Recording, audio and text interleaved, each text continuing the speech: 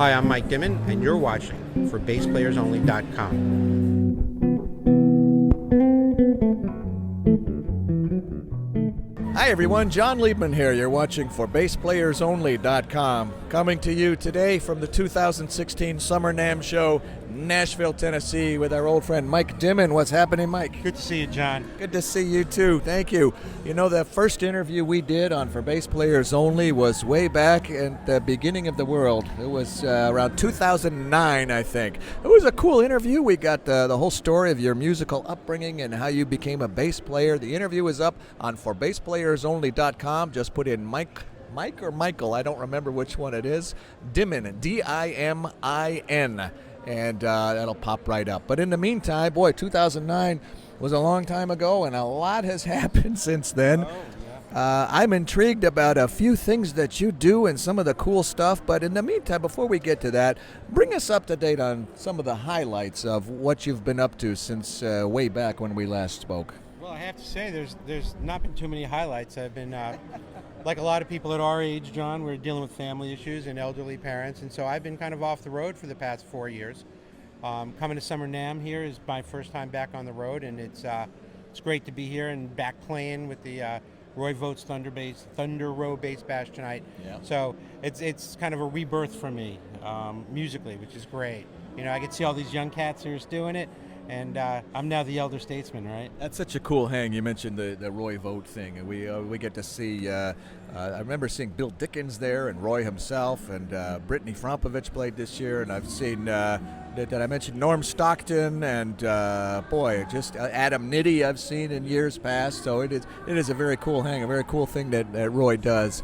But your thing is the chordal bass approach, which I find very intriguing because, you know, for guitar players to do that, it's very nice. I don't want to say it's a no-brainer for a guitar player to do, but it traditionally seems to lend itself more to guitar than it does to bass. But you've shattered that theory, and you've taken it to some pretty significant heights. What can you share with us about that kind of approach, playing chords, playing songs, playing things on the bass that can be done to a large extent unaccompanied? Well, thank you for saying that. You know, it goes back, and I probably said this in 2009, but it goes back to 1978, and I was a student at Berkeley, and you know, I had this sense of how to play bass lines, but I never really realized how. I should say, academically, I knew how melody and harmony worked with bass lines, but I didn't really know, you know, tactically feel how it felt, what it actually. So I started creating these solo bass arrangements. These are days before there was a looping pedal, and so I just did these chord melodies, much in the style of like a Joe Pass or something like that. And I really found that I like the timbre of the bass better than I like the timbre of a guitar. So I thought it worked really well. I had envisioned the idea of a looper long before it ever came out. And so when the looping pedals came out, I went from being able to play like a 45-minute set into a 3-hour night of just solo bass. Solo meaning unaccompanied? Yeah, that's a good point, because I know a lot of people talk solo bass, they mean bassist as a soloist. And I like to make that little bit of a differentiation. Solo bass is just, bass on stage, and that's it. 4-string mostly? No, 5-string with a high C, I think you play, yeah, right? 5-string with a high C. Although when I wrote the original book, The Chordal Approach, I only had a 4-string, so I wrote that for 4-string. The funny thing is, the only reason I ever got a 5-string was because all my students were saying, Mike, get a 5-string, got a 5-string. So I got a 5-string and had a low B like all their 5-strings. Right. And then within a week I switched it to a high C, and then they all got upset with me all over again. So, so the 5-string with the high C gives me a little bit of added range.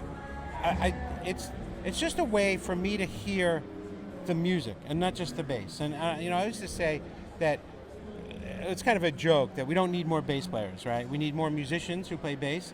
And as musicians, we understand harmony, and we understand melody, and we understand how melodies are created or written. I play a lot of jazz standards because those melodies are classic. I mean, just not only in our minds and our hearts, but also the way they're constructed, the way the composers wrote them. And so as we, as musicians, as we understand that, it helps us, understand what our fellow bandmates are playing, if that's the case. It also helps us soloing. I know a lot of bass players are just, play in a single key or or have or over a single chord, or they won't have a they won't have a solo that it's all technique. It's all flash. There's no sense of that melody and the idea of melodic sequences and all those kind of things that real musicians do, right?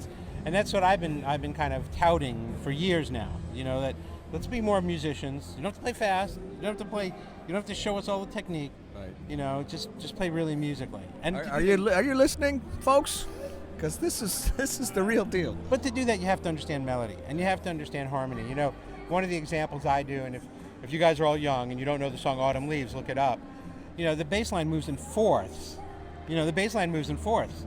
But if you look at the harmony, it's all half steps and whole steps, right? It's this beautiful half step, whole step motion. And when you start to see that on top of the bass line, you get this whole new appreciation. And then you add the melody in on top of that, and you see what notes in the melody are part of the chords and how they move and how the melody is constructed.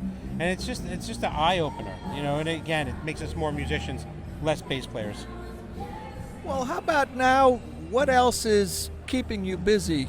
What have you got going on that you might want to share with our followers? Well, I think one of the things that is great for me, and most people don't know this, but for the last 25 years, I've taught kids who are what we consider vulnerable, right? They can't live at home, they don't do well in school, and I run a music technology program.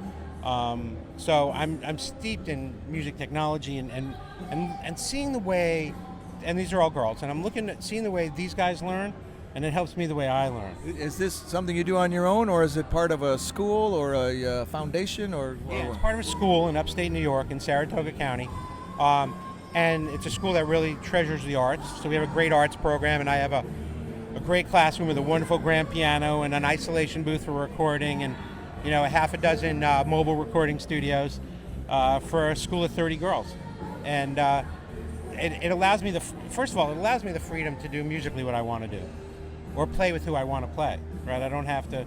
And secondly, it's kind of very grounding and very humbling to do that, and I don't work Fridays. No, that is beautiful, though, that we all have to help each other out, and it's beautiful that you do that you recognize the need, and that these girls have someplace to go, that they can get the kind of help that they need. So thank you for doing that. That's beautiful.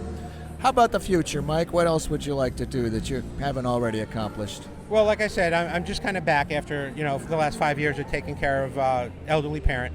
And so, I'm looking, like you, we were both born in 1959. I was born later than 59. I was born in the 60s. That's not what he told me last night. It is. It is what you told me last night? Well, I was born in the 50s. And so I'll be 57, and, I think, being on the road is more of a young guy's game. And so I'm looking for ways, probably more educational material, just to kind of fade into the darkness and still have residual income.